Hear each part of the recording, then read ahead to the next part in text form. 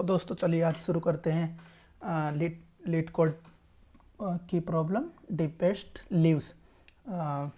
दोस्तों ये problem binary tree की है, क्योंकि इसमें बाइनरी ट्री की डेफिनेशन ये होती है कि कि एक नोड से मैक्सिमम दो लीफ नोड हो सकते हैं, दो चाइल्ड हो सकते हैं, और दो हो सकते हैं या जीरो हो सकता है या एक भी हो सकता है। ये एप्लीकेबल है, ठीक है।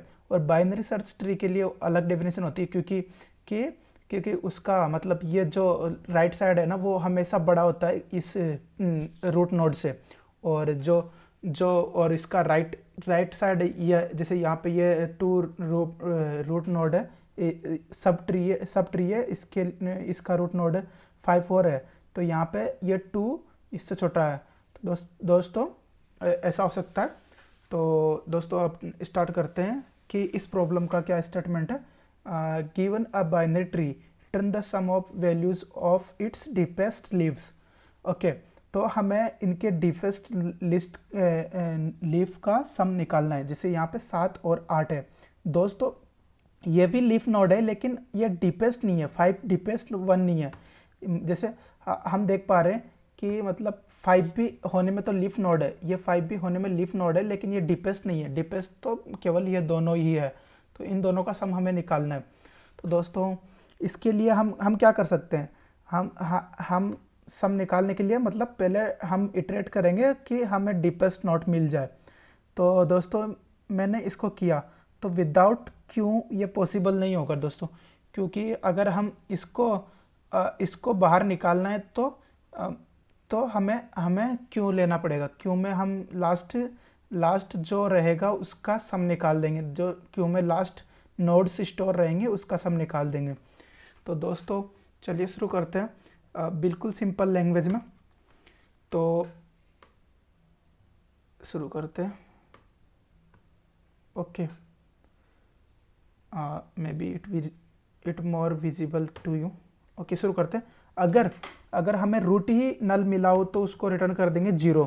If root is equal to null है तो हम उसको सिंपली रिटर्न कर देंगे रिटर्न 0, क्योंकि उसमें कुछ है ही नहीं। तो चलिए फिर अब क्यों लेते हैं। क्यों किस टाइप का लेना है हमें दोस्तों, क्यों हमें इस नोड टाइप का लेना है।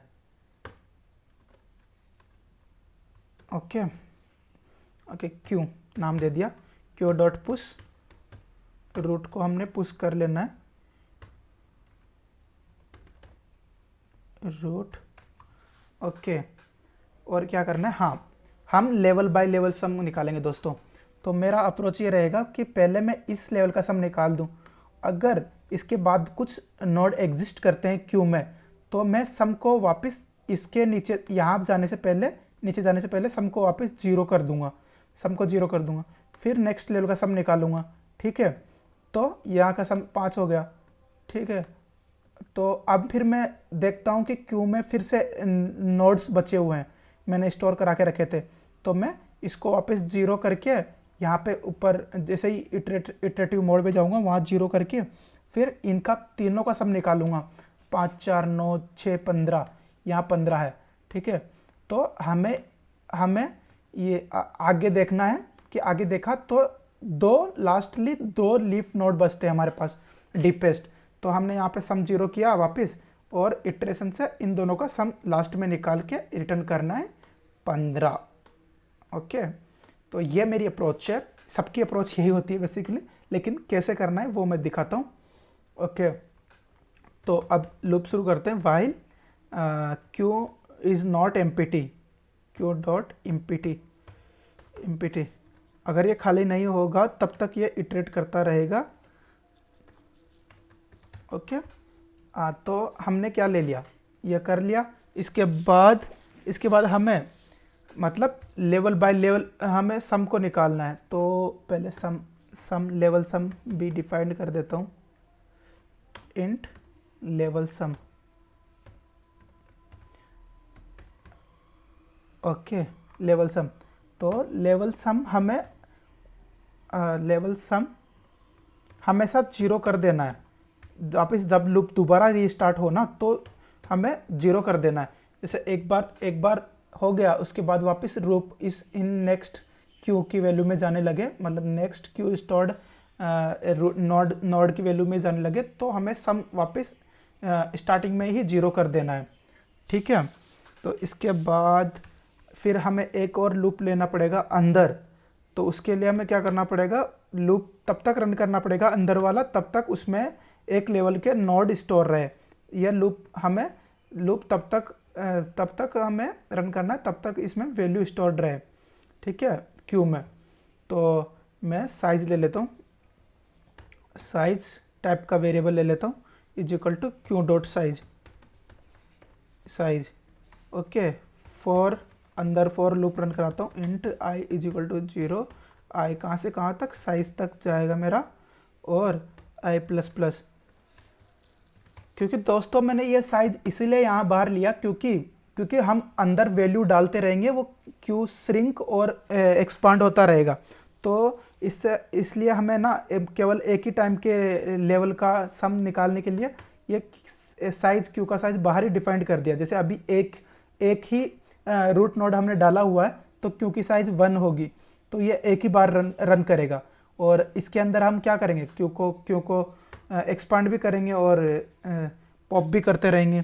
तो चलिए, तो यहाँ पे एक और नोड में करंट नोड डिसाइड करता हूँ। करंट नोड है या is equal to q dot front, जो उसकी वैल्यू है FRONT, front, q dot front. और अब मैं पॉप कर लेता हूँ, क्यू डॉट पॉप, क्यू में से वैल्यू निकाल दिया है ना। अब क्या करना है, अब मेरे को लेवल सम में ऐड कर देना है जो मैंने निकाला है। Level sum is equal to level sum plus जो अभी का वैल्यू है करंट नोड का, करंट वैल्यू यहाँ पे ये है इसका, तो वेल लिखा है current val, level sum plus current val. Okay, अब आगे जाएंगे, अब क्या करेंगे, अगर हमारा जो हमने पॉप किया है, जैसे हमने पहले ये ही नोड स्टोर करा के रखा था अब तक, अब इसको पॉप कर लिया। अब चेक करेंगे कि इसका लेफ्ट और राइट है या नहीं है। अगर लेफ्ट राइट होगा तो उसको हम क्यू में पुश कर देंगे। तब तक हमारा ये पुश करने के बाद हमारा फॉर लूप था वो ख़त्म हो गया है। दोस्तों ये फॉर लूप एक ही बार रन हुआ, तो ये इस सेकंड केस के लिए ख़त्म हो गया। अब फिर से दोबारा से जाएंगे, फिर से दोबारा देखेंगे कि हमारा क्यू एम्प्टी है या नहीं है। तो हमारा एम्प्टी नहीं है क्योंकि हमने दो नोड पुश कर दिए हैं उसमें। तो पुश करने के बाद फिर से हमने साइज कैलकुलेट किया, सम को फिर से 0 कर दिया, जैसे कि हमें पता है कि मतलब वो डीपेस्ट नोड नहीं रहा है क्योंकि उसमें 2 नोड और है। तो हमने सम को वापस 0 पुट कर दिया और साइज वापस रिकैलकुलेट किया। साइज अभी 2 है, तो ये लूप 2 बार रन होगा। तो नीचे वाले देखते हैं कैसे पुश करना है। इफ़ नोड कैसे पुश करना है, इफ़ करंट का लेफ्ट है, करंट पहले लेफ्ट पुश करना है, करंट लेफ्ट राइट कुछ भी पुश कर सकते हैं क्योंकि ये लेवल सम ही निकालना है, क्योंकि ट्रेवर्सल नहीं है तो दोनों ही कर सकते हैं। Current left is equal to not null लिखने की जरूरत नहीं है, इसमें ये ट्रू है तो कंडीशन हो जाती है ऑटोमेटिक। तो हमें क्या करना है, Q dot push current left. Okay, simply if current dot right है तो क्या करना है, Q dot push current right, current RIGST। Okay, तो दोस्तों बस इतना ही है। और क्या करना है, सम होता जा रहा है हमारा, और पॉप भी होता रहा है, श्रिंक भी हो रहा है, फॉर लूप रन भी करेगा और साइज कम होती रहेगी, तो चलता रहेगा फॉर लूप भी। तो अब क्या करना है, बेसिकली अब रिटर्न कर देते हैं सम, लेवल सम। ओके, रन करके देखते हैं।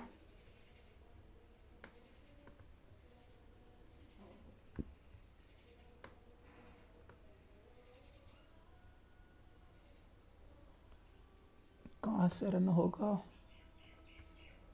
ओके दोस्तों, इस बार मेरे चैनल को सब्सक्राइब और लाइक कर दीजिए please. Root is equal to null. Okay